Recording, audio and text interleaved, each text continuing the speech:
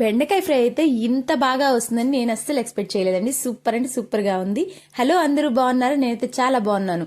బెండకాయ fry process ఏంటో చూసేద్దాం రండి.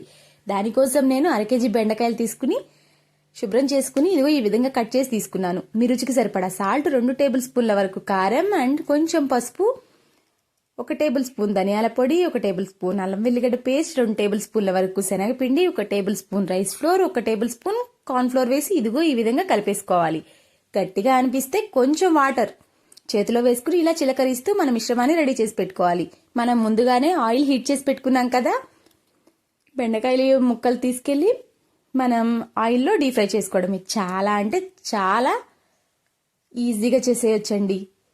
చాలా టేస్ట్గా కూడా ఉంటుంది. ఇది పప్పు రసం కాంబినేషన్లో సైడ్ డిష్గా చాలా బాగుంటుంది. మీరు కూడా ట్రై చేసి ఎలా వచ్చిందో కామెంట్ బాక్స్లో కామెంట్ చేయండి. చాలా థ్యాంక్స్ అండి నన్ను సపోర్ట్ చేస్తున్న మీ అందరికీ, అలాగే నాకు సబ్స్క్రైబ్ చేసిన మీ అందరికీ కూడా చాలా అంటే చాలా థ్యాంక్స్. నన్ను ఇలాగే సపోర్ట్ చేస్తూ ఉండండి.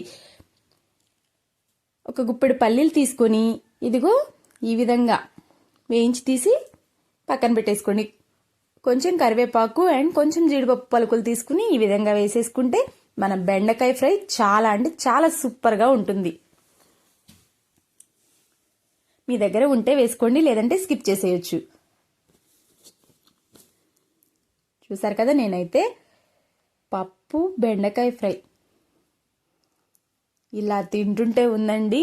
చాలా అంటే చాలా సూపర్గా ఉంది. ఫస్ట్ నేను ట్రై చేసిన తర్వాతే మీకు చెప్తానండి.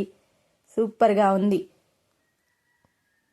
ప్లీజ్ అండి వీడియో చూస్తూ స్క్రోల్ చేస్తూ వెళ్ళొద్దండి. ఒక లైక్ చేసి వెళ్ళండి. లైక్ చేయండి, షేర్ చేయండి, సబ్స్క్రైబ్ చేసుకోండి.